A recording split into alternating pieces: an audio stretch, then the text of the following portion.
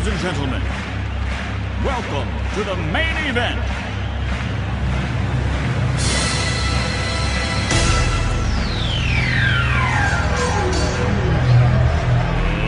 Let's get ready to rumble!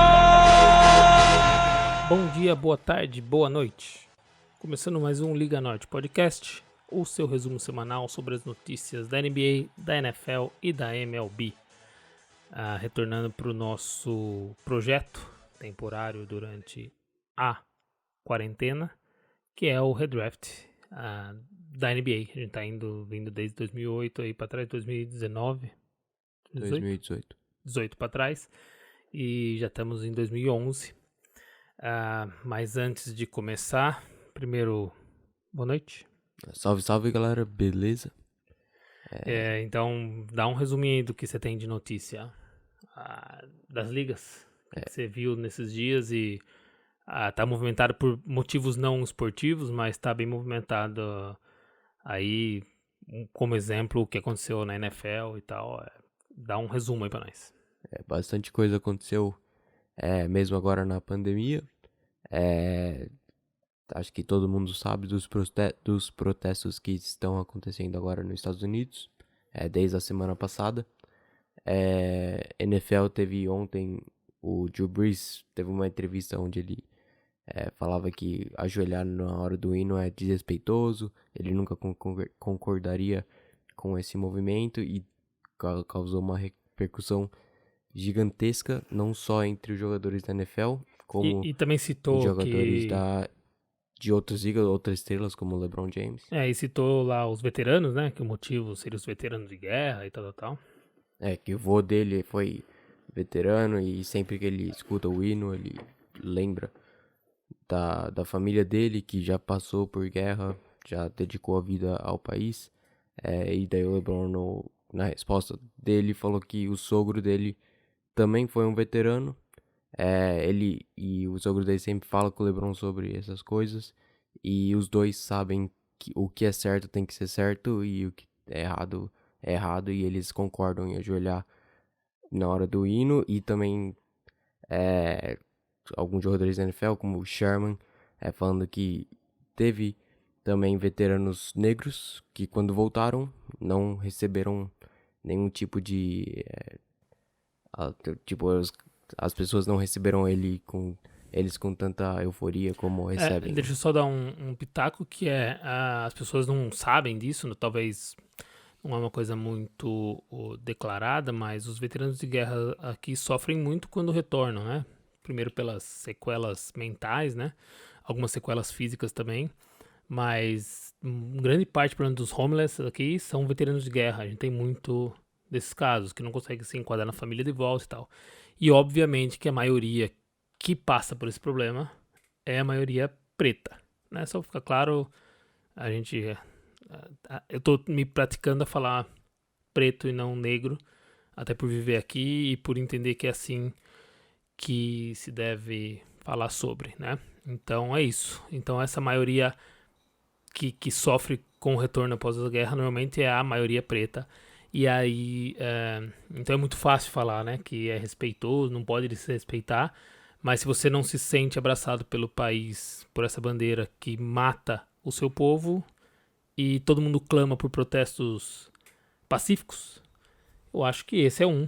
E quem quiser aderir, ele podia, por exemplo, na entrevista ter falado, eu não faria, mas respeito... Eu entendo o que o Kaepernick queria fazer. Isso, que é o que a gente briga, porque o Kaepernick deixa desde 2016, quando ele começou, ele sempre fala que nunca quis desrespeitar nenhum veterano de guerra, nada. Ele só quis mostrar e deixar claro que tá acontecendo injustiças no país. Porque esse é o momento que a câmera tá nos jogadores, e ele fazer isso...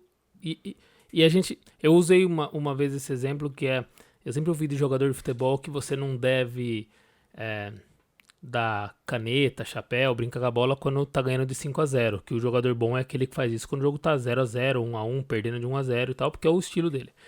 Então ninguém pode falar, por exemplo, que o Kaepernick fez isso, sei lá, sendo um cara do banco, um cara que não tinha nada a perder, tanto que ele perdeu, né? Ele tava indo meio que no momento dele, já tinha passado um pouco o momento dele, mas ele era um dos titulares da liga, Mas um momento muito ruim, ele já vinha de 2 temporadas com mais derrotas do que vitórias. Isso, muito ruim esportivo, mas ele era um cara que tinha um salário, né, tinha uma posição, tanto que ele perdeu essa posição, ele desde dessa época ele tá fora, e eu vi até algumas pessoas comentando que a NFL e o 49ers fizeram algumas declarações sobre, né, sobre o assunto e tal, nem vi sobre, mas assim, as pessoas que podem falar sobre isso que tá acontecendo é a população preta, ela que pode falar, o resto tem que respeitar e entender a luta do outro. Quando chegar a sua vez de fazer sua luta, você vai querer respeito. Então, respeita a luta do outro. E aí, e só lembrando que ele teve resposta do time dele também, né? Da linha ofensiva, no caso, né? Não, foi dos wide receivers que responderam ele e o safety, Malcolm Jenkins, que também já jogou no Saints, era do Eagles e voltou na Free Agents agora pro New Orleans Saints. Na verdade, a linha ofensiva que eu quis dizer também é que a linha ofensiva dele é de maioria. Tem jogadores, eu imagino que se identificam com a causa e eles que vão estar defendendo o Breeze em campo, né? Daí o Michael Thomas e o Emmanuel Sanders, os dois wide receivers dele, postaram frases no Twitter direcionando a ele, né? Pesadas até, né? O Michael Thomas fez um emoji de vomitando. O Michael Thomas que quebrou recorde junto com o Drew Brees no ano passado. Daí o Malcolm Jenkins postou 3, 4 vídeos chorando, pensando que ele fala que pensava que o Drew Brees era amigo dele, e ver isso faz ele se sentir muito mal. Hoje o Drew Brees pôs 2 posts no Instagram. Ele escreveu um texto gigante, e agora à noite ele também pôs um vídeo dele falando, pedindo desculpas, né? Falando, olha os meus olhos e vê como eu tô sentido por isso. Eu tenho certeza que não era a intenção dele, né? Ele quis dizer, eu acho que até a intenção dele era dizer, eu não faria. Não é eu não respeito que seja feito, mas não é hora de falar sobre isso. É hora de falar, pode ser que eu não fizesse porque não é minha luta, mas eu respeito todo mundo que tá à minha volta faz isso. Então ele percebeu a cagada aí, né? O Michael Thomas já desculpou ele, ele pôs no Twitter, né, que ele escreveu hoje: ontem um dos meus irmãos pôs um posicionamento no qual eu não concordava. Eu deixei claro que eu não concordava, mas hoje ele pediu desculpas e eu aceito desculpas dele, porque ele é minha família, eu tenho que aceitar. E me pareceu sincero. De verdade, assim, me pareceu sincero. Um jogador que cresce na NFL, eu imagino que tem a história que ele tem ali na NFL, não foi o que ele quis dizer. Mas é pra prestar atenção, que essa hora é a hora de respeitar a luta do próximo, né? Ele pôs que ele não é um inimigo, ele é um aliado. Isso. É isso aí. Perfeito. Ele vai fazer o máximo que ele puder pra ajudar na luta. Legal. E aí... Bem, vamos falar rapidinho alguma coisa da MLB? MLB, os jogadores, a União de Jogadores fizeram uma proposta para os donos de como voltar à liga. Fizeram uma proposta de 114 jogos, uma temporada de 114 jogos nessa temporada, mas os donos não aceitaram. Eles não vão fazer uma contraproposta e provavelmente o comissário vai sugerir uma temporada de 50 jogos. Parece que tá mais perto agora de ter temporada do que não ter, mas vai ser uma temporada bem curta, porque eles querem acabar antes de novembro, com tudo, até a World Series. Então, vai ser curtíssima. Legal, faz uma curta e vai pro pau logo, que é pros playoffs, né? Bem, e acho que NBA que talvez seja a notícia mais esportiva, né? NBA anunciou como vai voltar como vai resumir a temporada, que parou no meio. Vai ser em Orlando, na Disney. Todos vão ser 22 times, são 13 do Oeste e 9 da Conferência Leste. Todos que tinham chance, né? Tinha, o Charlotte tava meio jogo atrás do Wizards e não foi chamado, mas mesmo o Wizards não tinha muita chance de passar o Magic, mas mesmo assim eles aceitaram e vão ter esses 22 times na Disney, todo mundo confinado lá dentro. Vão ter 8 jogos de temporada regular, e daí já vai ter playoffs, e se o nono tiver 4 jogos ou menos de distância do oitavo, vai ter um mata-mata, meio assim, onde eles vão jogar um contra o outro. Se o oitavo ganhar, o 8º vai. Se o 9º ganhar, vai ter um outro jogo pra ver daí quem ganha vai pros playoffs mesmo. Então Pra dar o uma 9º tem que ganhar vantagem pro 2. 8º. Dar uma vantagem pro time que está Beleza. mais bem colocado. Já também foi anunciado data de loteria, o sorteio da loteria. Antes só, qual a data máxima pra final? 12 de outubro 12 de e outubro, né? 31 de julho volta. Legal. Daí a loteria vai ser dia 25 de agosto. O draft dia 15 de outubro e a free agency dia 18 de outubro. E daí eles vão tentar fazer uma mini pós-temporada com um mini training camp e tentar voltar a começar a próxima temporada dia 1 de dezembro. Eles iam começar no Natal, daí resolveram por essa data dia 1 de dezembro para abrir mais espaço para, se tiver Olimpíadas ano que vem, os jogadores tem um tempo para descansar e jogar nas Olimpíadas, que muitos gostam de jogar nas Olimpíadas. Legal, então tá aí. Pra quem tava com saudade aí dos esportes, além de poder matar um pouquinho no portuguesão e no alemãozão. A Certo? Liga volta semana que vem. Isso, Daqui a 2 Inglaterra semanas, também já Premier anunciou, League né? e Série A também. Beleza, só eu acho que o único lugar que não devia voltar, nem sei se esses lugares estão voltando certo ou não, mas eu acho que é uma tentativa válida e se necessário feche de novo e vamos lá, é só o Brasil mesmo que tá se esforçando aí pra voltar estadual, que não dá pra entender. Mas deixa pra lá, vamos lá então fica esse resumo legal, já a gente começa a voltar a ter um pouco de notícia e aí talvez, pensando que talvez já pra semana que vem ou pra próxima, 2 programas por semana, certo? Pra gente separar o de notícias de novo com o de os redraft. O que você acha da proposta? Acho uma boa. Uma boa? Se tiver bastante notícia pra semana que vem. Vamos, assim que a gente sentir necessidade, você já marca e já grava 2, tá bom? Certo. Então beleza, vamos dar aquela viajadinha no tempo, rápida, certo? Vamos pro dia 23 de junho de 2011, no Prudential Center em Nova York.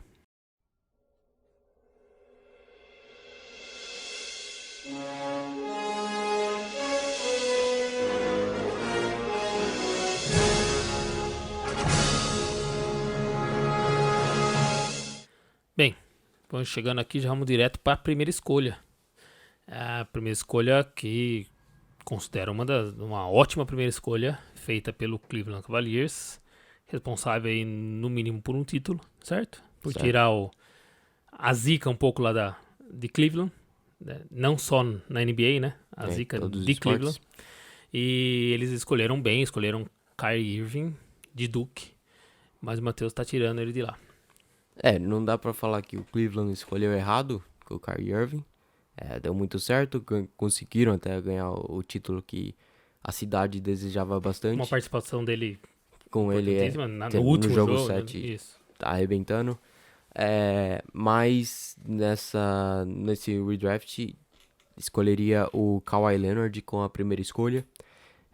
Pra mim o Kyrie Irving, até como ele saiu de Cleveland, muitos problemas de vestiário e problemas de liderança com o time. Deu pra ver em Boston, ele deixava os jogadores não conseguiam chegar ao seu potencial máximo com ele em quadra. E agora no Nets ele já deu declarações falando que o time, tirando alguns jogadores, precisa muito de ajuda e isso tira um pouco do valor dele pra primeira escolha. Acho que o Kawhi é um cara que parece ser mais focado no basquete. É um cara muito quieto, não dá pra saber se ele é um bom líder, mas ele também não causa problemas como o Kyrie Irving causou. Ele traz soluções, na verdade, né? E 2 vezes MVP de finais, em 3 finais que ele participou. Não é pouca coisa, e na primeira final ele ainda jogava junto com grandes jogadores como Duncan, Parker e Ginobili. E aí, no caso, ele tem 2 exemplos, que quando ele jogou com jogadores como esse, ele foi MVP. Quando ele trouxe o time nas costas, no bom sentido, nem tô dizendo que o time era ruim nada, ele também foi MVP. Então ele é o cara que é do time e é o cara também que resolve, né? E ele também é o melhor defensor da classe, sem dúvidas. Talvez o melhor defensor da NBA hoje. E acho que ele sai um pouco na frente do Kyrie Irving nessas questões. Ele foi primeiro team all rookie, já foi first team all defense em 3 anos, já foi second team all defense, 2 vezes finals MVP, já foi defensor do ano, então não é pouca coisa. E esse ano ele elevou ainda mais o nível ofensivo dele, tá com média de 27 pontos por jogo, 7 rebotes e 5 assistências. Ele conseguiu também seu primeiro triplo-duplo esse ano, e o Clippers tá jogando um bom basquete, até para a temporada, né, tava jogando um bom basquete. E ele era o principal jogador do time, de novo, né, como na temporada passada, e acho que ele seria uma escolha melhor pro Cleveland do que o Kyrie Irving, mesmo ele também tendo alguns problemas com cidade e lesões, que ele não quis, que ele não aceitou, como o time cuidou da lesão dele, e depois ele jogou um ano em Toronto e na free agent já foi pra Los Angeles, um mercado grande. Eu concordo, mas eu tenho a dizer algumas coisas sobre isso bem rápido, que eu meio que concordo com o que aconteceu em Santo Antônio. Ele ficou mesmo aparentemente desapontado com os vazamentos e tudo que aconteceu, né? Ele é um cara muito recatado, e tanto que a prova disso foi a negociação dele com o Clippers, né? Só descobriram quando fechou, né? Que o hoje acaba falando antes que todo mundo, mas quando o hoje fala é quando fecha, na verdade. Não vazou nada da história. Vazava assim, conversou, mas só soube, e ele gosta de ser assim. Ele se sentiu traído em Santo Antônio. E a questão dele lá, eu acho que lá ele resolveu. Ele foi lá, deu tudo que tinha pra dar, resolveu. E ele tava mesmo querendo dar se abrir para o mercado. E aí acho que é interessante vir para perto de casa e tudo. Acho que ele tinha essa questão aí compreensível. É uma questão bem parecida com a do Kyrie, que quando deu a free agent, ele também foi pra casa dele, e um mercado gigantesco em Nova York. Como o Paul George, por exemplo, que tentou, não conseguiu, ficou em Oklahoma, mas depois acabou sendo persuadido a vir pertinho de casa também, né? Bastante jogadores aí querem jogar no mercado grande. Isso deixa um pouco as franquias de mercado menor um pouco com menos chance de free agency. Mas não é o caso do New York, né? O Knicks é um time que não consegue utilizar o poder de mercado grande. Então, beleza. Então tá aí. Bem, pra mim, eu só tenho que falar que eu concordo, porque é o jogador que eu mais gosto de ver jogando, então eu concordo. É isso. Certo? Vamos então pra escolha do número 2. E aí acho que tá meio óbvio o número 2, certo? Primeiro porque a escolha feita pelo Minnesota originalmente foi Derrick Williams, de Arizona. Eu acho que ele não vai ficar nessa posição, tenho impressão. Foi um grande bust aí, né? E aí você tem um jogador disponível agora aí que apesar desse probleminha de vestiário, eu acho que vale um título. Caiu aí o Kyrie Irving no colo do Timberwolves, e já em 2011 ele já formaria uma grande dupla com o Kevin Love, que acabou acontecendo depois em Cleveland. Então, talvez os dois conseguiriam chegar aos playoffs, coisa que o Timberwolves só conseguiu depois que o Butler foi pra lá, e só foi um ano, e até hoje nem foi chamado pra volta da NBA em Orlando, porque não tem mínima chance de ir pra playoffs, e parece continuar assim por um bom tempo, se não arrumar um pouco aí os treinadores, a diretoria. Tem até bons jogadores, Karl Anthony Towns e o D'Angelo Russell. E provavelmente o Kyrie Irving e Kevin Love seria uma dupla tão boa quanto, só que antes, e é o que o Minnesota precisava para quebrar essa seca de playoffs aí, que não jogava desde 2004, quando tinha o Kevin Garnett. Isso aí tem uns números, a história, a carreira do Kyrie é uma carreira gorda, né? O Kyrie foi Rookie of the Year, no ano que foi o melhor jogador da classe, já foi terceiro time da All-NBA, segundo time All-NBA com o Celtics, 6 vezes All-Star, e essa temporada, antes até se machucar, ele tava carregando o time do Brooklyn, mas quando ele não joga, o time do Brooklyn também vai muito bem. Acho que por utilizar mais os outros jogadores, eles também se dão bem. Ainda a gente não sabe o que vai acontecer com o Kyrie e Kevin Durant no mesmo time. Mas é pra assistir, né? Vale a pena ligar a TV, né? Os dois são sensacionais, principalmente no ataque, e o Durant também é um grande defensor. Acho que essa dupla vai dar bem certo aí em Brooklyn no futuro. Beleza. Vamos então agora para a escolha número 3. A escolha original do Utah Jazz é no mínimo contestável. Não devia ter saído na escolha 3. Então tá aí, escolha 3, Enes Kanter, que acho que a melhor parte dele, pra mim, é essa luta política dele, que eu acho interessante jogadores que se posicionam, ele é um deles, que nem consegue voltar pro país ou já perdeu o jogo amistoso por Não esse podia motivo, jogar né? em Toronto. Não podia jogar em Toronto, né? Por causa da relação que tem, né? Para de pegar o passaporte, viajar. Não pode. Então ele tem essa questão, e aí eu acho legal ver a história dele. É ele que acho que deu uma entrevista pro Paulo Antunes, né? Acho que tá no YouTube disponível agora, eles fizeram agora na quarentena uma conferência, uma live aí dos dois, e aí ele foi um cara super politizado e interessante de ouvir falar. E aí o Matheus tirou ele da terceira escolha e aí trouxe um jogador um pouquinho mais vitorioso. Que podia até estar na segunda, hein? Mas a gente ainda não sabe o quão bom ele... A gente nunca vai saber o quão bom ele vai ser, sendo a primeira escolha, primeira opção de um time. Então, acho que Curry e... Você tem dúvida? Kawhi... O que você acha? Você tem dúvida? Qual Qual a sua aposta? Não, dúvida tudo bem, mas qual é a sua aposta? Você acha que ele conseguiria ser o cara do time? De uma franquia? Eu acho bem difícil por ele não ser muito... Ele não é muito dominante com a bola, né? Ele faz bastante pontos, só que com toques mínimos na bola. Então acho que ele precisa... Ele é o melhor segundo que tem. Ele com certeza é o melhor segundo. É o cara que mais assume essa posição e não liga de não ser o primeiro em momento algum. Ele precisa de um armador que seja dominante de bola e ele é muito bom sem a bola. Ele fica livre facilmente e por isso muito que ele... inteligente no movimento, né, no posicionamento. E muito bom defensor também. Então... E o parceiro dele abre bem espaço, né? E o Curry também chuta até do meio da quadra, então o espaço não é o que falta em Golden State. E ele é um ótimo defensor, talvez fantástico. Até o segundo...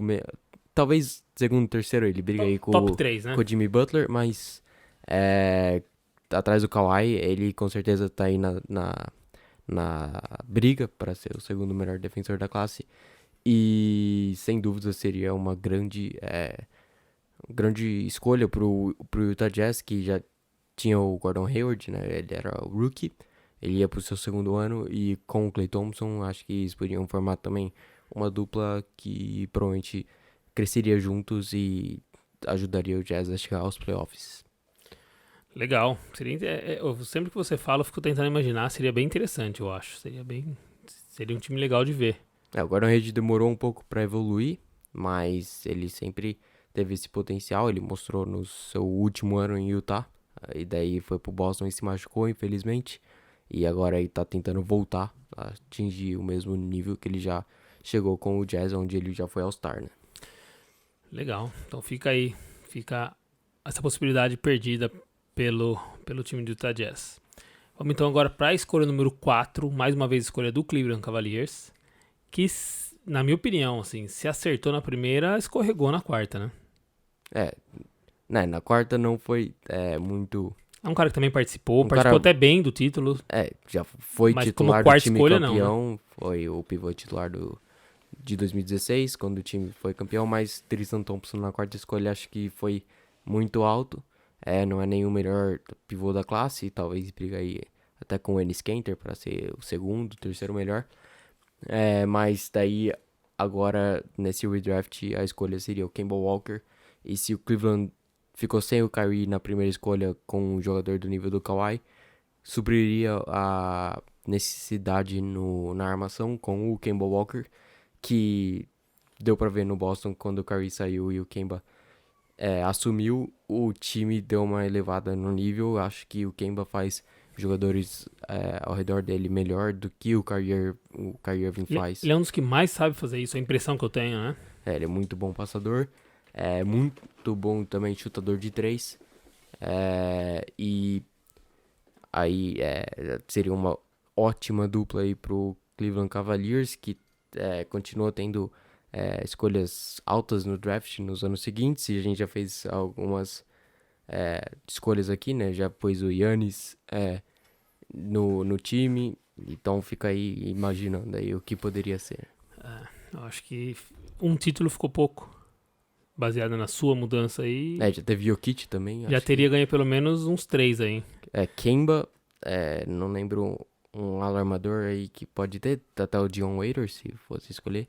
Daí Kawhi, Giannis e Jokic, acho que um bom time. E eles escolheram o Tristan Thompson e tinha, além do que você falou, né, da possibilidade de brigar com o Kanter e tal, mas ainda tinha disponível aí jogadores que a gente vai falar em seguida, ali da posição, Valanciunas e Vucevic. Pra mim, por exemplo, o Valanciunas é melhor que ele. Valanciunas Vucevic, melhor pra mim, ou principalmente Vucevic, assim, o Vucevic Vucevic é o melhor obviamente, pivô da classe. mas eu acho que se eu tô escolhendo entre os 3, Kanter, Valanciunas e ele, eu vou de Valanciunas. O Tristan Thompson pra mim é o melhor defensor, o Kanter talvez O mais o inteligente. melhor no ataque. O Kanter no ataque ele é muito bom. Muito bom, é verdade. E o Valanciunas é o completo, ele até tá chutando de 3 nessa temporada com o Memphis, então a gente vai fica falar aí. mais um pouco dele. Vamos falar um pouquinho dele daqui a pouquinho. Vamos então para a escolha número 5, a escolha do Toronto Raptors. E eu tava lendo aqui o seu redraft e me deu uma sensação de que essa seria a mais legal das mudanças. Não sei porque eu acho que casaria muito essa escolha que você mudou, que originalmente foi Jonas Valanciunas, que foi muito bem lá, certo? Saiu pro time ser campeão, tudo bem, né? Mas enquanto esteve lá, foi um... ele tem o anel dele. Ele tem o anel dele, mas enquanto ele esteve lá em quadra jogando, a torcida, acho que ele deixou uma boa impressão pra torcida e na NBA. E aí você tirou ele de lá e trouxe o Jimmy Butler. Não sei por qual motivo, quando eu tava lendo, pra mim isso parece que ia dar muito certo. Por que você colocou o Jimmy Butler lá? O Jimmy Butler pra mim é dos que sobraram, tirando os 4 primeiros, pra mim ele é o melhor que sobrou pro Toronto Raptors, e ele até consegue jogar junto com o DeRozan. Os dois aí de alarmador ala, e também com o Kyle Lowry na armação. E eles tinham também o Rudy Gay para jogar na posição 4, então acho que seria um time fantástico pro Toronto. E o Butler adiciona bastante também na defesa, ótimo defensor. E talvez aí o Toronto, com esse trio aí de Lowry, Butler e DeRozan, fariam grandes coisas até com o LeBron em Cleveland. E eu tenho uma impressão de que o Butler tem um problema quando tem alguém muito dominante no time. Ele não consegue lidar muito bem com isso, né? Quando tem um cara que toma muito conta do time, né? É o nome do time. Ele até procurou ser o nome do time aí por aí, né? No 76ers não conseguiu, e agora em Miami é o nome do time. Correto ou não? Eu tenho a impressão que ele não consegue lidar muito bem em ser o segundo. Ou nem ser o segundo, em dividir a posição de primeiro. Eu tenho essa impressão, é uma impressão minha. E eu acho que esse time do Toronto são jogadores que conseguem lidar muito bem com isso. Esse time de DeRozan e Kyle Lowry são jogadores que iam conseguir lidar muito bem com o Butler lá. Então acho que seria uma cidade perfeita pra ele. Eu acho que no Bulls o Butler com certeza foi a segunda opção, e ele se deu muito bem sendo a segunda opção do time, com o Derrick Rose na armação. Daí no Timberwolves que foi o problema com os jovens. Mas no Bulls ele era o que ele era antes de ser esse melhor, o que ele era?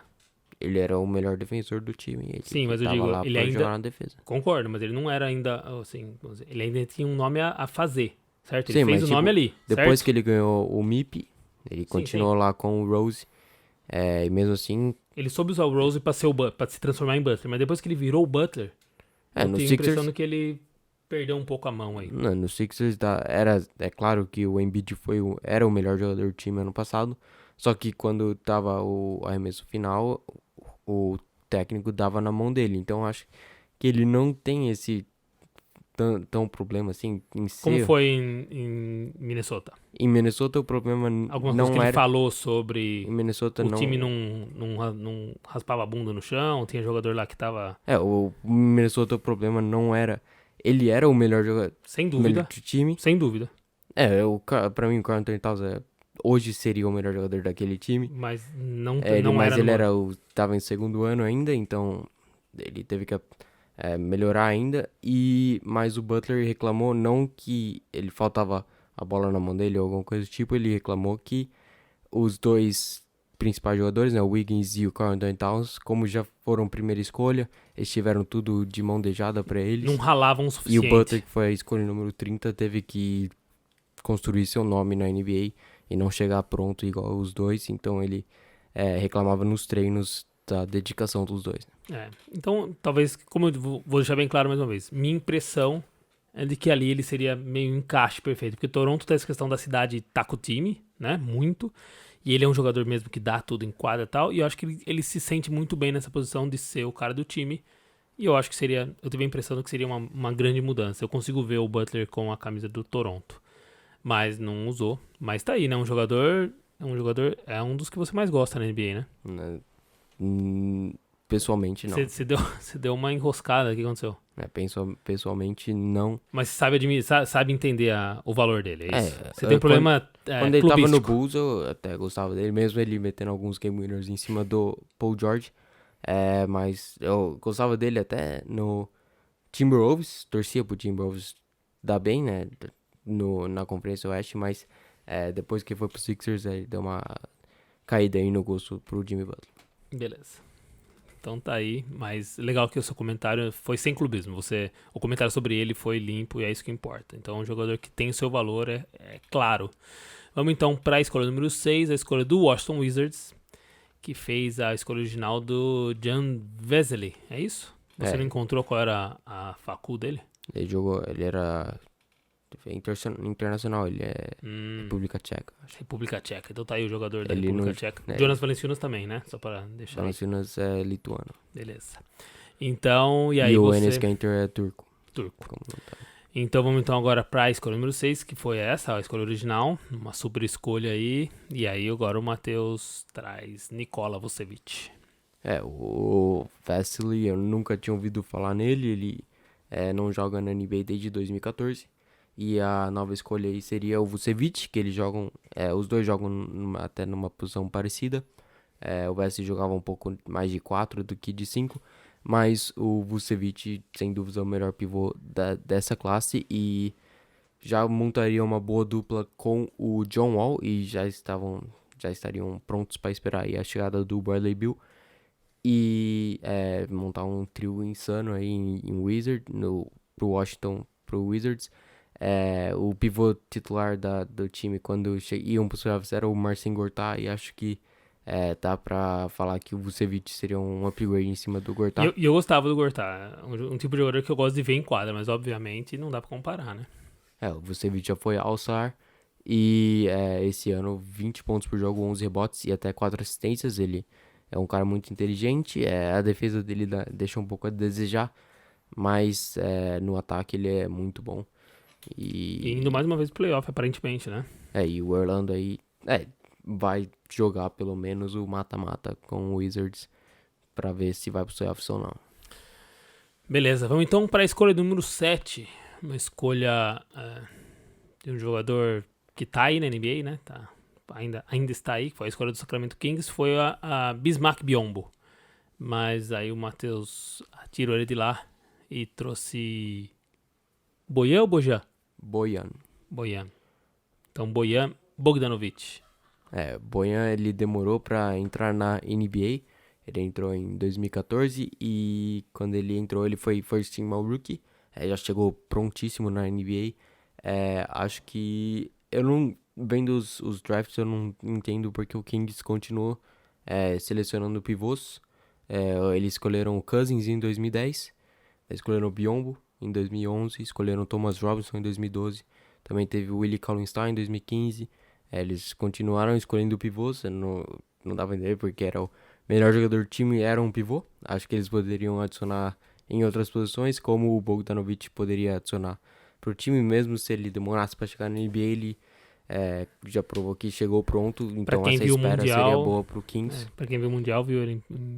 Não, ele não jogou o Mundial, Croácia não tava no Mundial. Era o Bogdan. É o Bogdan. Tá certo. Eu continuo entendendo Bojan com Bogdan.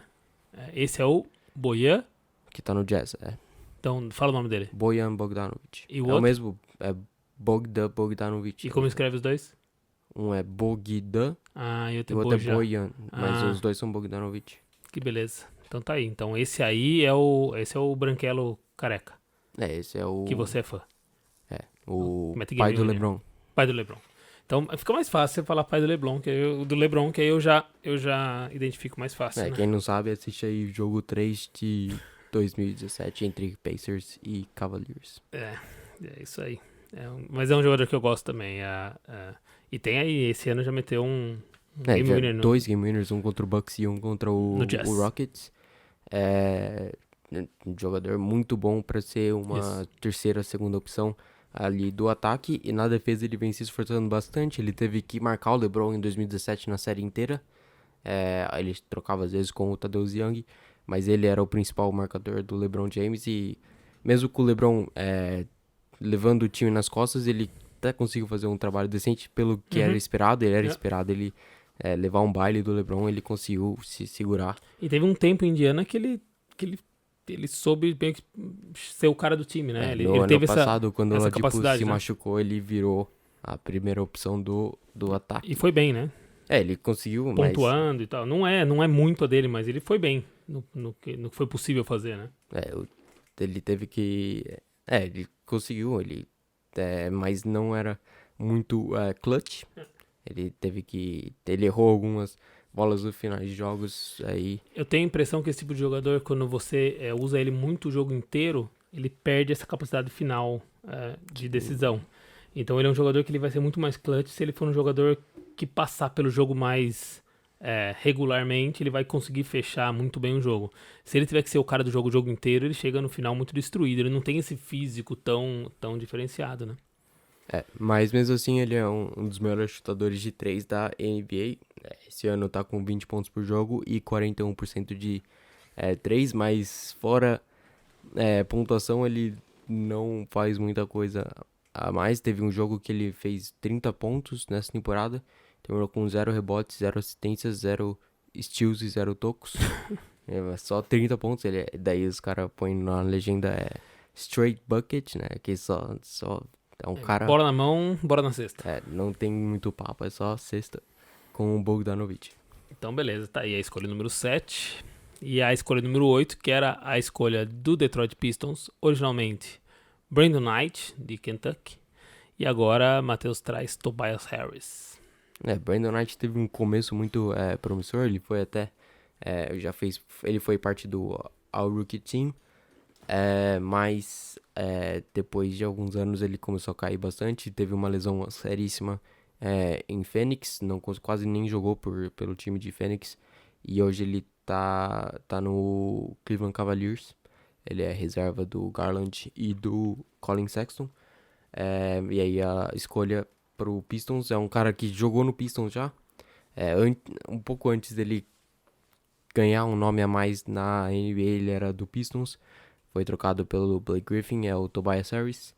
É um jogador muito bom, ele é bom defensor, ele consegue espaçar a quadra, só que ele também não consegue ter esse peso de ser o melhor time do time. Mas mesmo assim seria uma boa pro Pistons. Acho que o lugar onde ele foi o melhor cara do time foi o tempo que ele teve aqui, né? No Clippers ele foi... ele era o melhor jogador do time, chegou a ter pontuação de 23 pontos por jogo. E isso deu pro Clippers a escolha de primeira rodada e o Landry Shamet, e abriu espaço pro Clippers assinar o Paul George e o Kawhi Leonard. Então acho que valeu a pena esse negócio no final, né? Valeu a pena pra todo mundo, pra ele também, né? O Sixers não perdeu muita, perdeu o Shamet, que se fosse hoje o Sixers amaria ter o Shamet no time, porque tem problemas chutando bola de 3. A franquia do Sixers, e o Shamet é um dos melhores da NBA, mesmo no seu segundo ano. Ele já com muito a melhorar, né? O J.J. Redick já falou que ele é melhor do que o próprio J.J. Redick no quesito bola de 3. E ele é bem melhor defensor do que o J.J. Redick, então aí dá pra esperar. Um J.J. Redick melhorado. Um J.J. Redick 2.0 com upgrades. Então beleza, então tá aí um jogador que até não é muito falado assim, mas é um jogador que no mínimo virou uma grande moeda de troca aí aqui no foi trocado várias vezes. Ele foi selecionado pelo Bobcats, foi trocado para o Milwaukee Bucks, daí jogou no Bucks, eu não sabia que ele tinha jogado no Bucks, daí ele foi pro Magic, foi pro Pistons, foi pro Clippers e agora tá no Sixers. Beleza, vamos então agora para escolha número 9, a escolha dos Charlotte Bobcats, que já não existe mais, certo? Que é o Hornets agora. Isso, E antes era New Orleans Hornets. Isso, a escolha original foi Kemba Walker. E agora o Matheus traz aí uma subida, uma alavancada fantástica aí. O último jogador desse draft, né? A última escolha desse draft, antes dos não draftados, né? Que é o pequeno Isaiah Thomas. Como não tem o Kemba Walker pro Bobcats, eles iriam de armador. É uma pessoa que eles precisavam bastante em 2011. E o Isaiah Thomas, até se lesionar, era um dos melhores armadores da NBA. Mesmo no começo da carreira, mesmo sendo a última escolha, no ano de rookie ele foi second team ao rookie. Daí, depois que ele foi trocado, depois de ir pro Phoenix, ele foi draftado pro Kings, foi pro Phoenix, daí foi pro Celtics. E em Boston ele voou. Foi second team ao NBA em 2016 e 2017. Foi All-Star em 2016 e All-Star em 2017. E na carreira tem 18 pontos por jogo, 5 assistências. E na temporada em que ele foi o quinto na votação de MVP, ele teve média de 29 pontos por jogo e 6 assistências. Num time do Boston que foi o melhor, foi o número 1 da Conferência Leste e só perdeu pro Cleveland Cavaliers porque ele se lesionou e não pôde ajudar o time, né? Na final de conferência, né? Ele perdeu uma final de conferência, não perdeu? Ou não? Eu não sei, eu não tava vendo eu isso. não lembro se era semifinal. Consulta aí e traz essa informação, porque eu não sei onde eu vi esses dias. Eu tive a impressão que ele perdeu uma final de conferência, mas pode ser que não seja isso. E esse é um jogador que claramente a lesão estragou bem o que ele tinha para trazer aí. Ficou, já depois não conseguiu mais se encaixar depois desse retorno, né? Hoje tá sem time, jogou no Washington Wizards, foi trocado pro Clippers e nenhum dia já foi dispensado do Clippers e hoje ele está sem time. Beleza, enquanto o Matheus pesquisa, eu vou trazer aí a posição número 10. A posição número 10 originalmente era a posição do Milwaukee Bucks, que originalmente escolheu Jimmer Fredette. Fredette, como fala isso aí, sabe? Jimmer Fredette. Jimmer Fredette. Ótimo jogador de college. Ótimo jogador de college, mas que eu acho que podia ser bem substituído aí pela escolha que o Matheus refez. A nova escolha aí seria o Jonas Valanciunas, que a gente já falou dele aí nesse redraft. O Bucks ainda era um time em reconstrução, né, esperando a grande estrela chegar, que é o Giannis Antetokounmpo. E o Valanciunas seria um cara que adicionaria bastante pro time. Ele ficou um ano na Europa depois de ser draftado e chegou na NBA em 2012. Ele foi second team all rookie. E nessa temporada, principalmente na temporada passada, quando ele foi pro Memphis, ele começou a jogar muito bem, muito melhor que ele já tinha jogado em Toronto. Ele quase teve média de 20 pontos por jogo com o Memphis Grizzlies. E nessa temporada, com a chegada do Ja Morant, ele deu uma caída na usagem, no uso dele no ataque. Mas mesmo assim, 15 pontos por jogo, 11 rebotes, é um cara muito sólido e foi sólido a carreira inteira. Até quando era reserva do Toronto Raptors e até virar titular. O Raptors foi mesmo assim um time que sempre brigava nos playoffs. E agora ele busca brigar nos playoffs pelo Memphis Grizzlies e sendo um jogador muito importante pro time de Memphis. Tá aí, daí uma escolha que seria também interessante de ver, principalmente se ele tivesse ficado lá até esse momento aí de reconstrução do Milwaukee Bucks. Você encontrou aí alguma coisa na pesquisa? Final de conferência de 2017. Ele tava lá, né? Foi a série que ele se machucou. Isso. No jogo 1. Então foi final da conferência. Eu vi em alguma coisa que eu tava vendo esses dias de momentos da NBA. Acho que a gente tava vendo aquele dia, acho que um dos momentos era nesse jogo. Ele teve, acho que um bom jogo, um bom primeiro jogo e se lesionou, acho que depois desse jogo. Não, ele nem participou? Ele jogou metade do primeiro jogo e o Boston perdeu o primeiro jogo de 40 pontos. Então foi isso. Cavaliers. Mas foi os playoffs em que a irmã dele faleceu antes do primeiro jogo da primeira rodada contra o Wizards. E Ele foi pro jogo. Ele foi pro jogo e fez 50 pontos. Ganhou o jogo na overtime, jogaço. E daí na série inteira disputou com o John Wall. Foi uma grande série entre os dois. E o Isaiah Thomas levou a melhor aí pro Boston Celtics. Beleza, então tá aí, vamos pra escolha agora, a escolha de número 11. Escolha do Golden State Warriors, escolha certeira. Né? Aquele tiro bem dado, né? Principalmente na montagem do time, né? Não na questão só pessoal, não só do jogador que o Klay Thompson era, mas no quanto ele se encaixou na reestruturação daquele time. E agora, nova escolha, não sobrou muita coisa pro Warriors não, né?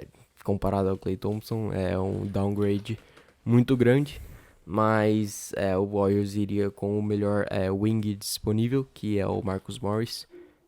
O Marcus Morris é o que tá no Clippers hoje, ele tem um irmão gêmeo, o Markieff Morris, que tá no Lakers, mas aí o Marcus Morris é o melhor dos dois, e essa temporada, principalmente com o Knicks, ele tava jogando muito bem, sendo a primeira opção do time, mas ele não consegue ser a primeira opção do time, é bem claro isso. Ele é uma ótima quarta opção para um time que quer ser alguma coisa nos playoffs, e montando o elenco aí do Warriors, ele até poderia adicionar um pouco, com certeza menos do que o Klay Thompson, mas é um cara que também espaça a quadra. Essa temporada teve 41% nas bolas de 3, é um cara que bem competente chutando bola de 3 pontos, e um cara que é um ótimo defensor também, mostrou isso com o Celtics contra o LeBron James, e essa temporada no Clippers é uma das melhores defesas aí da liga, e ele faz parte dessa defesa. Beleza, vamos então agora para a escolha número 12, escolha original do Utah Jazz, que foi feita na direção de Alec Burks, do Colorado. E aí, agora sim, o Matheus trouxe de volta aí, talvez você falou aí, talvez um dos top 3, pelo menos, pivôs dessa classe. O Enes Kanter iria pro Jazz de qualquer jeito, só que nesse redraft, em vez de ter Alec Burks e Enes Kanter, o Jazz teria Klay Thompson e Enes Kanter para jogar junto com o Gordon Hayward, que já estava lá. Acho que seria um pouco melhor pro Utah Jazz ter o Kanter na...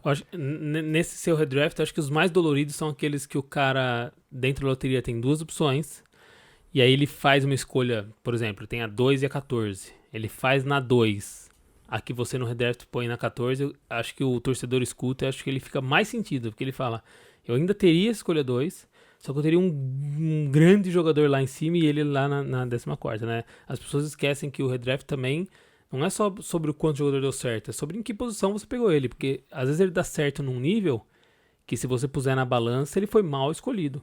Esse é o exemplo do Enes Kanter, um jogador que não é ruim, mas para a escolha que ele foi feita, é muito para ele, né?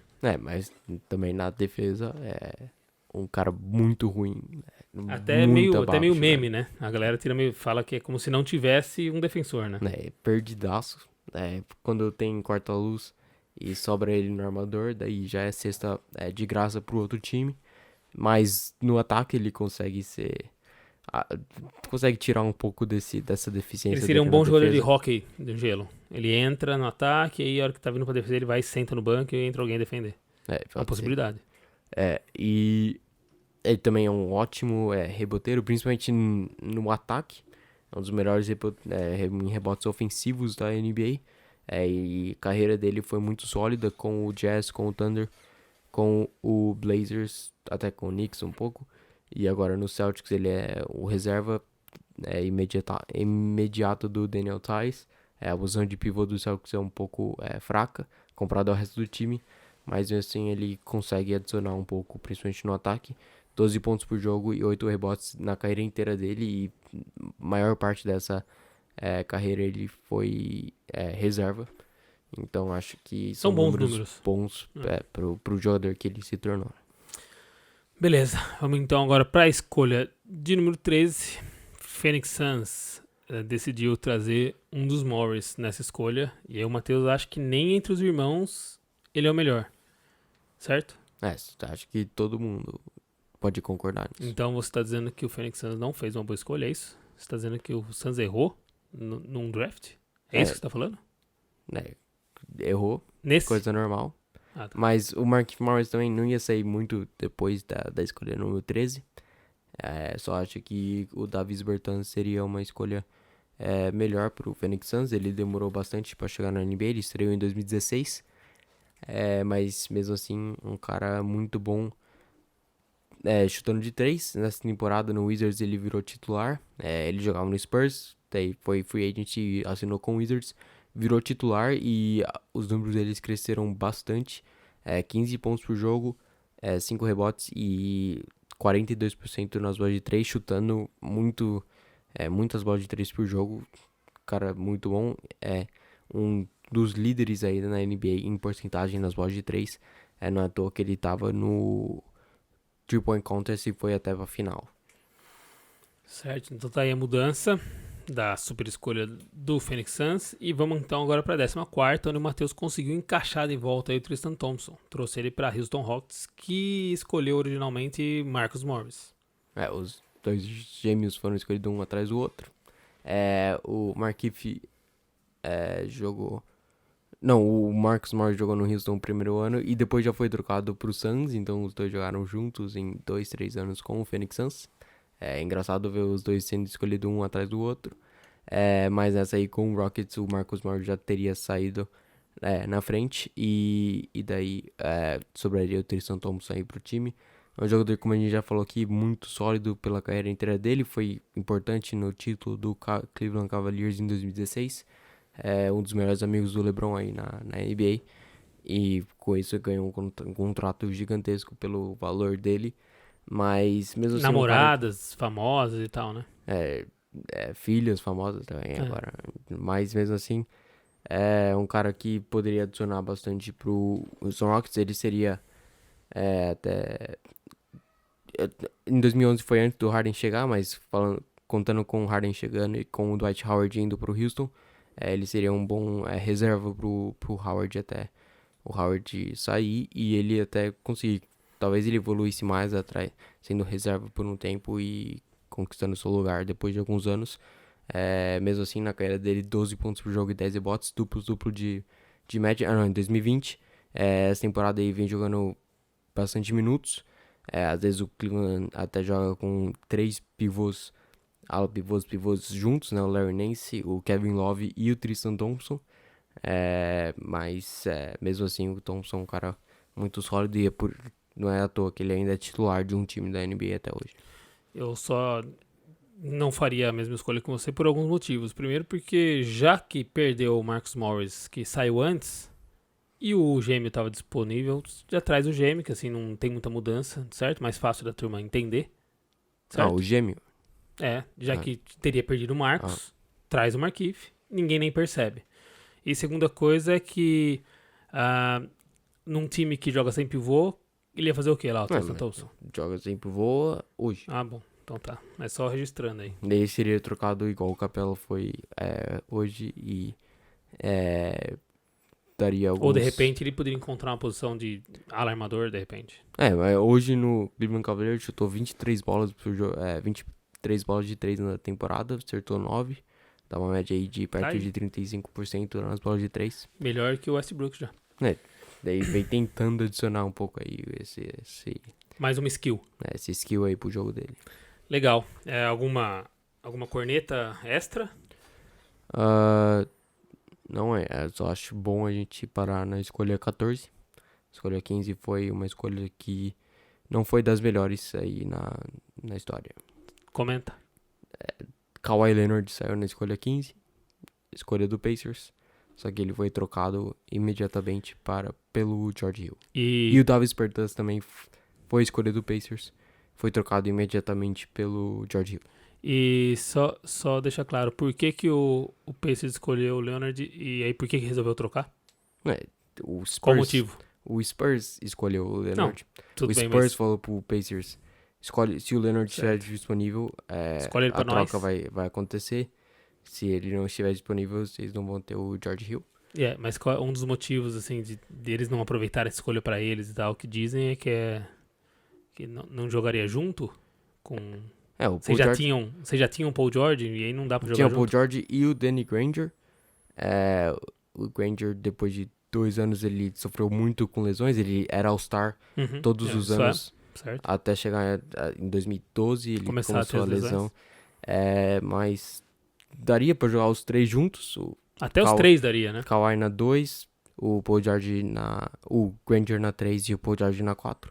Acho que não seria nada demais isso, mas o Pacers, pelo jeito, não tava nem um pouco empolgado com a os scouts. escolha. Ele não tinha olheiros no Kawhi Leonard. Eles procurariam até um armador se não tivesse a troca com o George Hill, eles iam atrás de um armador. Sim. Então... Mas é legal que o tempo se encarregou de dar esse tapa na cara do Indiana, né? Dos dois jogando junto agora e ter aí talvez a melhor dupla defensiva... Talvez não, a melhor dupla defensiva da liga, né? Jogando junto e ofensivamente indo tão bem também, né?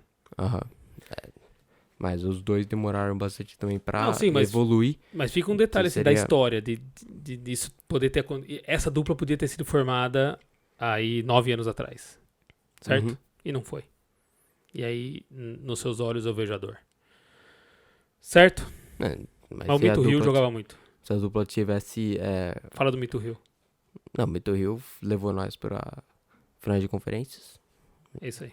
E Valeu, se a Mito dupla Hill. tivesse continuado, não teria... Talvez o Paul George gostaria de ficar em Indiana e daí não teria Oladipo e Sabonis. Pro Pacers. Que triste. Então, com esse momento triste, certo? Com lágrimas nos olhos do Matheus, a gente vai encerrando. Bem, só para reforçar, nossas redes sociais, o @LigaNortePod tá mais ativo do que estava uns dias atrás, certo, Matheus? Certo, um pouquinho mais... Aproveitando esse momento falando um pouquinho de política também, porque é momento de se posicionar e aí deixar claro na história, se um dia você voltar lá e olhar, deixar claro de que lado você estava nessa luta, tanto de racismo quanto de fascismo. É importante. Você pode até não lutar, mas no mínimo deixa claro de que lado você tá da luta, certo? E a gente tá fazendo isso. E aí tem nossas redes aí ativas. Obviamente o nosso podcast é disponível, além do Spotify, nos outros agregadores aí possíveis. Deve sair um texto aí por esses dias, um pouco vinculado a esse momento, né, Matheus? E aí fica aí, na próxima semana a gente traz exatamente sobre o texto, mas fica aí a dica. Um jogador importante aqui, da nossa região aqui, né? Um jogador que fez história, né? Fez história pelo time, mas foi em Brooklyn. Foi em Brooklyn, mas é pelo nosso time, né? O time da nossa região. E a história é tão importante que ele simplesmente aposentou essa camisa em todos os times da MLB, né? Certo? Se eu não me engano, ele é de UCLA também, então...